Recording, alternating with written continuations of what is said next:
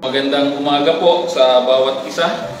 Napakahalaga ng araw na ito dahil ito po ay malaki ang kinalaman sa mga Bible prophecies na unti-unti ay nagkakaroon ng katuparan.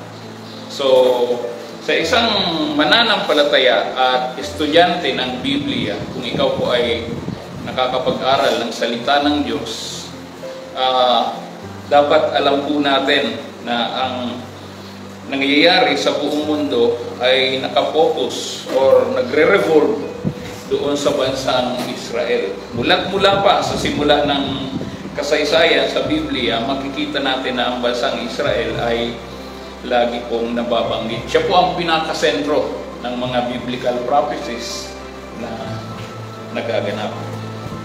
Praise God! So sa umagang ito, ang aking title na mensahe, sulat niyo po ay How Close Are We to the Rapture? Gaano na ba tayo kalapit doon sa inaabangan ng maraming mga mananampalataya, yung tinatawag na rapture. Ang rapture po ay yung sinasabi sa Bible na yung bigla ang pag-agaw ng Panginoon sa atin, mula sa langit bababa siya hanggang sa alapaap upang salubungin tayo paakyat. At pagkatapos nun, ang susunod na event ay ang tinatawag na the Great Tribulation period. Pag sinabing Great Tribulation, yun po yung kahirapan na walang katulad, na sabi nga ng Panginoon, kung naandun ka sa ganoong pagkakataon o panahon na abutan ka ng Great Tribulation, mabuti pa sa iyo ang hindi ka ipinanganak. Dahil napakahirap. Kung ngayon nahihirapan ka dahil sa kasamaan ng maraming tao, mas magiging mahirap yun dahil magkakaroon ng isang gobyerno, ng isang leader, ng isang uri ng pananalapi or one world currency, one world government. Yun. So magandang umaga at salamat na mayroon tayong live broadcast na po pwedeng mapanood, mapakinggan ng iba na wala dito sa loob ng ating church. So ulitin ko po ang title ng ating mensahe ay How Close Are We to the Rapture of the Church? Okay, napakahalaga po ito para sa bawat isa sa atin. Para po sa pambungad o sa introduction natin, yan, the worst decision, tandaan niyo po ito, nasasabihin ko, the worst decision a human being could ever do is to deliberately decide to reject the Lord Jesus Christ, to not believe in Him, to not accept Him as the Lord and Savior of his life. Sa Tagalog po, ang pinaka masama na magiging desisyon na gagawin ng isang tao ay yung magpasya siya na tanggihan ang Panginoong Jesucristo. Kapag tinanggihan mo ang Panginoong Jesucristo at nagpasya ka na huwag sumampalataya sa Kanya at magpasya ka na hindi siya tanggapin bilang Panginoon at tagapagligtas ng iyong buhay, ang ibig sabihin nun, ayaw mo mapunta sa langit at gusto mong mapunta ka sa impyerno. Sa Biblia po, lalo na dito, pag binasa nyo ang buong aklat ng Juan, sinulat ni Juan, diyan mababasa ninyo ng maraming beses binanggit yung salitang pananampalataya. Yan po nakasentro ang usapin pagdating sa pananampalataya. Bakit po? Faith is very much important. Napakahalaga po ng pananampalataya. And without faith, kung wala pong pananampalataya sa Diyos, alam niyo po ba na walang sino mang tao na makakarating sa kaharian ng langit? Imposible yan. Dahil sabi sa Hebrews 11 verse 6, imposible na matuwa sa iyo ang Diyos kung wala kang pananampalataya. Alam na namang hindi natutuwa sa iyo ang Diyos tapos sa langit ka pa rin mapupunta. Malabong mangyari yan. So faith is very much important to a human being. Kaya uulitin ko po, the worst decision a human being could ever do is to deliberately decide to reject the Lord Jesus Christ, to not believe in Him, to not accept Him as the Lord and Savior of his life. Pag sinabi kong deliberate decision, ibig sabihin, pinag-isipan mong mabuti bago ka nagdesisyon na tanggihan ang Diyos. Rejecting the Lord Jesus Christ means rejecting your eternal salvation. Rejecting the Lord Jesus Christ means hell. Rejecting the Lord Jesus Christ means an everlasting punishment. Yan po ang naghihintay sa isang tao. Maliwanag po ang nakasulat sa Biblia sa Revelation 21 verse 8. To all the cowards, to all the unbelievers, your portion is in the lake of fire. Sinabi na yan ang sumulat na si Apostol Juan. Tayo po muna ay dumulog sa panalangin. Dakilang Diyos, sa umaga ito, muli kami nagpapasalamat sa iyo for another message we are about to receive. Salamat sa banal mong Espiritu na nangunguna sa amin ngayon. Salamat sa kapahayagan. Salamat sa mga mensahe mo na aming mapapakinggan ngayon. Tulungan mo kami, turuan mo kami to accept every word coming from our Lord Jesus Christ. Maluwalhati ka sa umagang ito, maging sentro ka. At dalangin ko, O Ama, na bawat makikinig ngayon kahit sa aming live broadcast sa Facebook Live, Father, we pray that you will speak to their hearts and touch them, O God, that they too might accept you, receive you, and believe in you as the Lord and Savior of their lives. In Jesus' name we pray. Lahat po ay magsabi ng Amen. Amen. Praise God. So, ito pong topic natin ay napakahalaga kasi malaki ang kinalaman nito sa nalalapit na pagbabalik ng ating Panginoon. Ayan, good morning kay Emerson. Bro, salamat. Kumantabay ka lang hanggang matapos. Maiksi lang itong topic, mga 3 hours and 1 day lang. Ano? So, pagtyagaan mo na. Pero salamat. Meron ka pang mga makakasama maya-maya. Ayan, good morning po sa inyong lahat. Tuloy po kayo. May libre kayong pagkain dito, salita ng Diyos. At ito yung pinakamasarap na pagkain na kakailanganin ng sino mang tao. Ulitin ko po ang title ng pinakamensahe natin ngayon ay How Close Are We to the Rapture? Okay.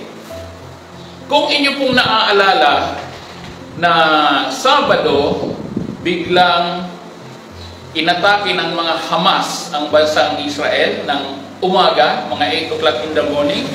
Nagpaulan sila ng almost 5,000 rockets papuntang Israel. Isipin mo, ang Israel po ay nasa 22,000 square kilometers lang ang area. Kumpara sa atin, tayo po ay nasa 300 square kilometers ang total land area natin. So just imagine, 22,000 square kilometers. Napakaliit lang po niya na bansa. At pauulanan ka ng 5,000 rockets na isang bugsok talaga. Buti na lang meron silang tinatawag na Iron Dome. At yun po ang sumasalubong sa ere. Yung mga rocket sa taas pa lang sumasabog na, hindi na bumabagsak sa kanila. 95 to 96% ay nasasabat ng kanilang Iron Dome. Ang Israel po ay bayan ng Diyos. Pakatandaan po natin yan. At kapag ikaw ay kasama sa bayan ng Diyos, hindi ka pababayaan ng Panginoon. Amen? Palakpakan nga natin ang Panginoon. Hallelujah! And this is the current events that is happening right at this very moment. Okay, now ang tanong ko po, what does the Bible say about the ongoing war in Israel and in the Middle East? Kasi sa ngayon, hindi lang mga Hamas ang kalaban ng Israel, kundi ang Lebanon, ang Syria, na nagpapakawala din ng mga rockets. At binakapan ito ng ibang bansa, ng mga alay nila.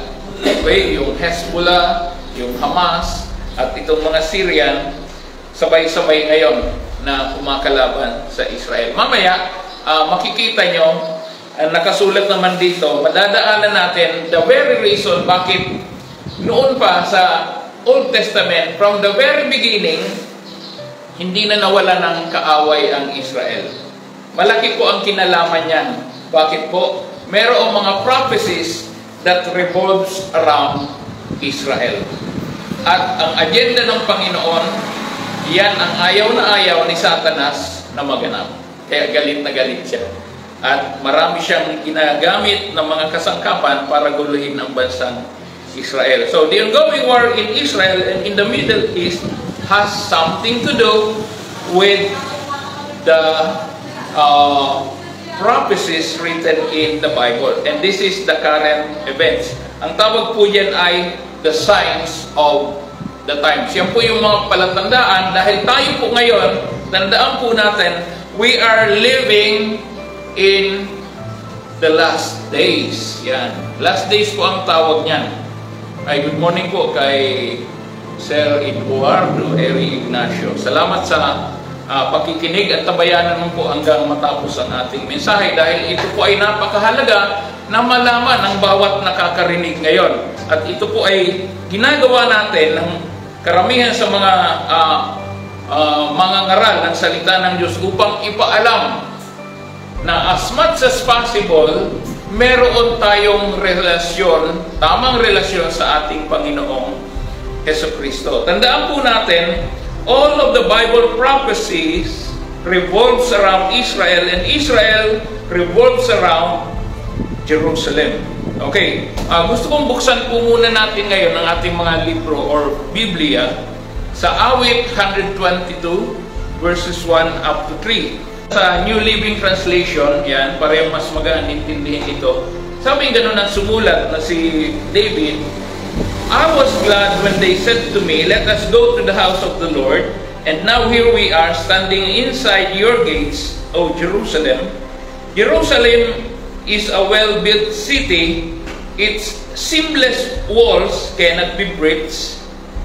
Yan po yung sa hanggang verse 3. Okay, now, Jerusalem, tandaan po natin, is not only the capital of Israel. As you all know, ang Jerusalem, yung po ang kapitolyo ng Israel. Kung dito sa Pilipinas, ang ating capital ay ang Manila, ang pinakasentro. Sa Israel ay ang Jerusalem. But, after the rapture, pagkatapos po ng rapture of the church, and after the Great Tribulation, God will so exalt Jerusalem that she will become the entire capital of the entire world. Kaya po, sa ngayon, ang bansang Israel, ang Jerusalem ay minamaliit ng mga kalapit bansa nila. No? Okay, yung mga nakapalibot na mga Arab nations. Okay, akala nila ang Israel ay walang kakayahan dahil napakaliit lang. Alam niyo po ba, ang sasabihin ko ngayon, kahit na ikaw ay mag-isa, kung ang kakampi mo ay ang Diyos, ikaw po ay super lakas. Biro mo ang kakampi mo ang Diyos, ang lahat ng mga tao ay nilikha lang yan ng Diyos na kakampi mo. Come to think of it. Kaya napakalakas mo kapag ikaw ay mayroong relasyon sa ating Panginoon. Verses 3 up to 6, babasahin natin sa Psalms 122. Jerusalem is a well-built city. Its seamless walls cannot be breached. All the tribes of Israel, the Lord's people, ayan, tingnan niyo po mabuti, Israel, the Lord's people, make their pilgrimage here. They come to give thanks to the name of the Lord, as the law requires of Israel. Here stand the thrones where judgment is given, the thrones of the dynasty of David. Verse 6, pray for peace in Jerusalem. May all who love this city prosper. Alam niyo po, the very beginning na natuto akong magbasa ng Biblia, tinandaan ko po ang bansang Israel. Dahil sabi ko, what is so significant about this nation? Ano bang meron sa Israel? Bakit hindi ito nawawala ng kaaway? From the very start na naging bansa ang Israel up to now, from the very start na nag-exist ang bansang Israel hanggang ngayon, hindi siya nawawala ng kaaway. At yan po ang tinitingnan ko, na kapag ikaw ay anak ng Diyos, hindi ka mawawalan ng kaaway. Bakit? Galit sa iyo si Satanas, lahat ng kaparaanan, gagawin niya, gagamitin niya, dahil galit siya sa iyo. So likewise with Israel, lahat ay ginagamit niya. Okay. So, reminder ito to the listeners, to all listeners, and to the church, maging dyan sa ating FB Live, I would like for you all to understand that the most important thing I would like for all of you is to know if are you living your life that is ready to meet the Lord. Ikaw ba ngayon bilang mananampalataya ay nabubuhay na nakahanda para salubungin ang ating Panginoon? From the very beginning na ikaw ay kumilala sa Diyos, tumanggap sa Diyos, at ginawa mo siyang Panginoon ng buhay mo at tagapagligtas ng buhay mo, dapat meron ka sa iyong puso ng laging paghahanda na anytime na dumating ang Panginoon, nakahanda ka.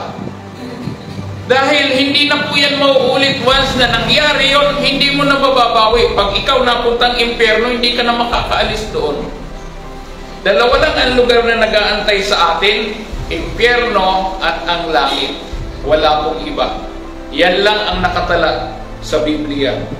Now, the very reason I am doing what I am doing, preaching to you, is not because of the clicks, the likes, the views, the super chats, the memberships, although I am always grateful whenever it happens. Kasi po, pag ako nagla-live o kaya nagpi-premiere, may mga nagpapadala ng cast o tinatawag ng mga super chatters, mga nagme-members. Hindi po yun yung dahilan. Ang pinakadahilan ko bakit ko ina-upload sa YouTube ang bawat mensahe na aking pinapakinig sa inyo ay upang marami pang mga tao ang maabot, matuto, matulungan upang sila rin ay magkaroon ng tama at totoong relasyon sa ating Panginoon. Amen?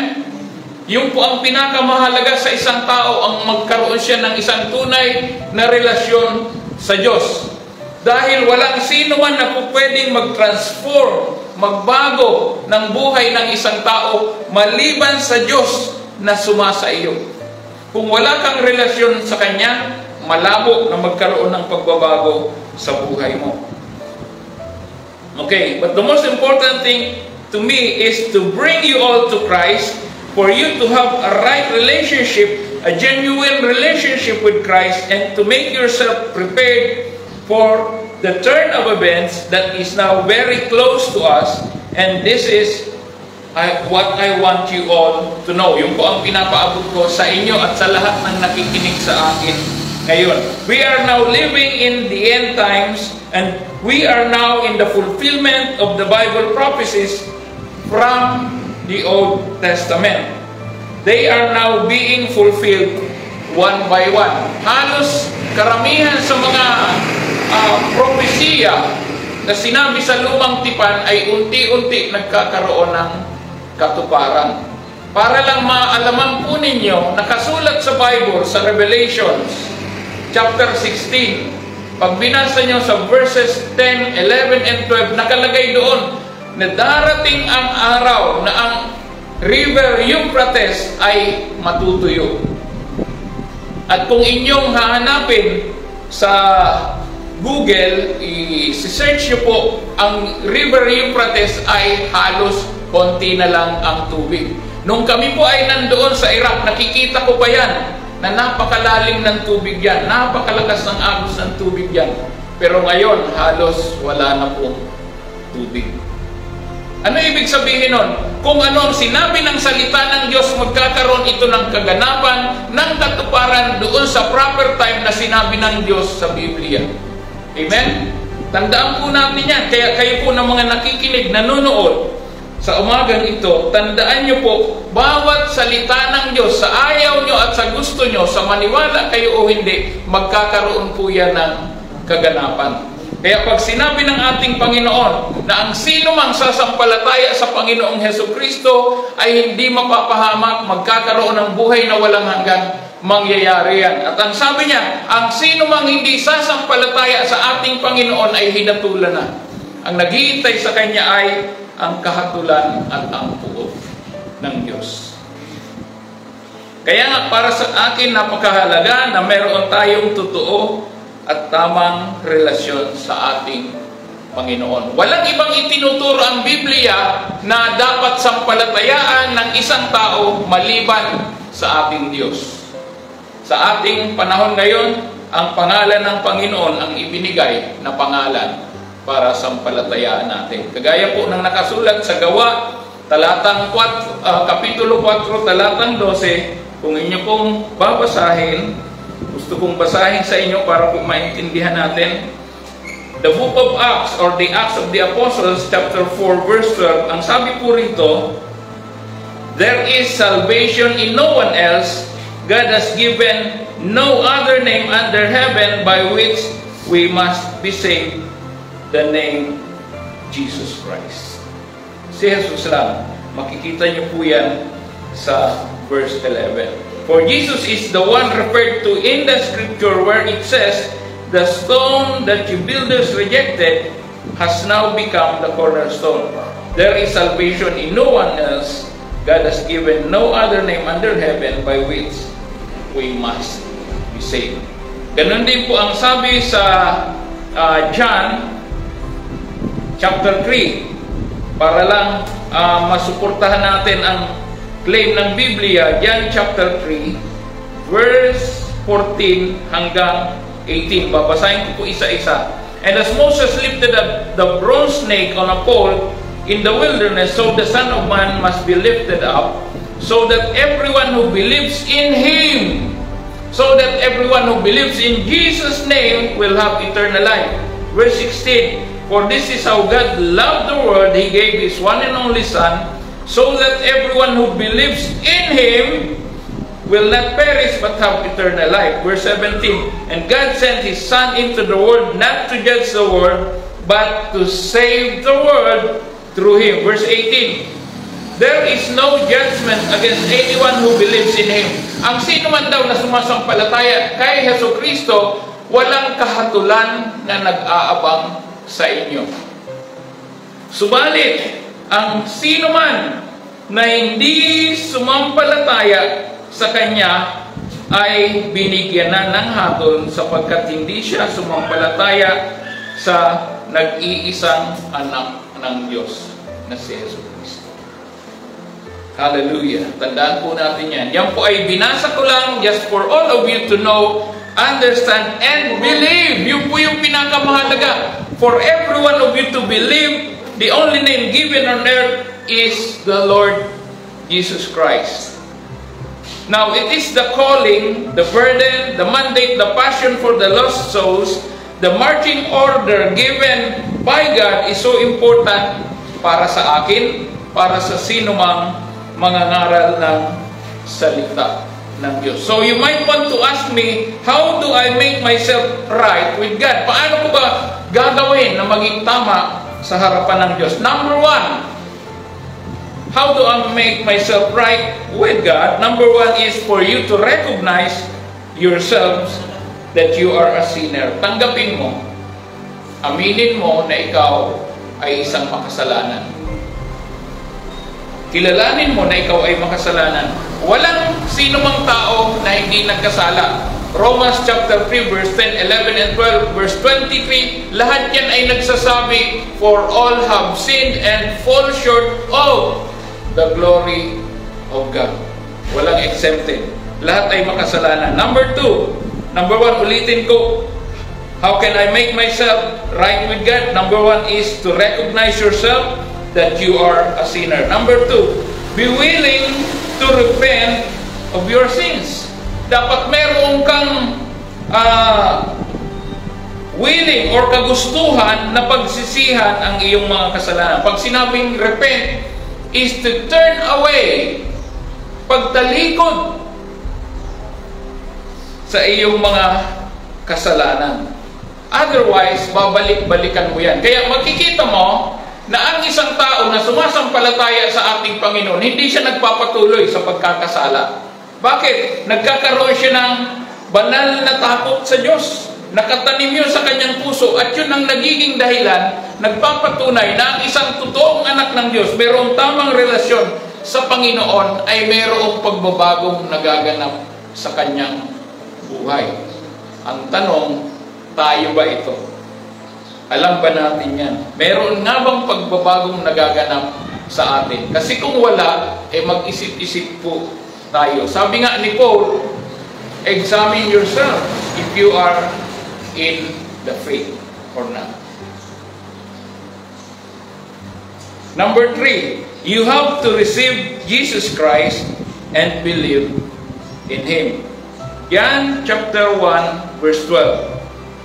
Sabi rito, but to all who believed in Him and accepted Him, He gave the right to become children of God. Ang tawag po dyan ay relationship.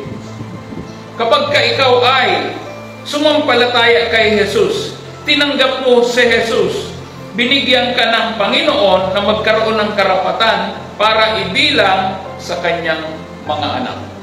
Nagkakaroon ka ng relasyon sa ating buhay na Diyos. So, there is no way that we can have a right relationship with God but through faith in Jesus Christ. Sabi nga, kung gusto mong magkaroon ng isang tama, totoong relasyon sa ating Panginoong Hesukristo, mangyayari lamang ito kung ikaw ay sasampalataya mismo sa ating Panginoong Jesus. This is one of the essential doctrine of the Bible. Isa po ito sa mga doktrina ng Biblia na dapat na alam ng sino mang nagsasabing siya ay mananampalataya, nagsasabing siya ay tagasunod ng ating Panginoon, nagsasabi na siya ay isang born-again believer. Having faith in Christ alone.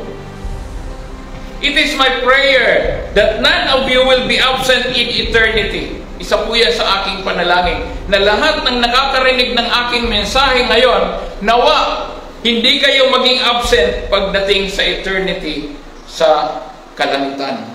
Eternal salvation. It is my prayer that God will open your eyes. It is my prayer that God will open your ears, that God will open your hearts for the saving knowledge of the Lord Jesus Christ.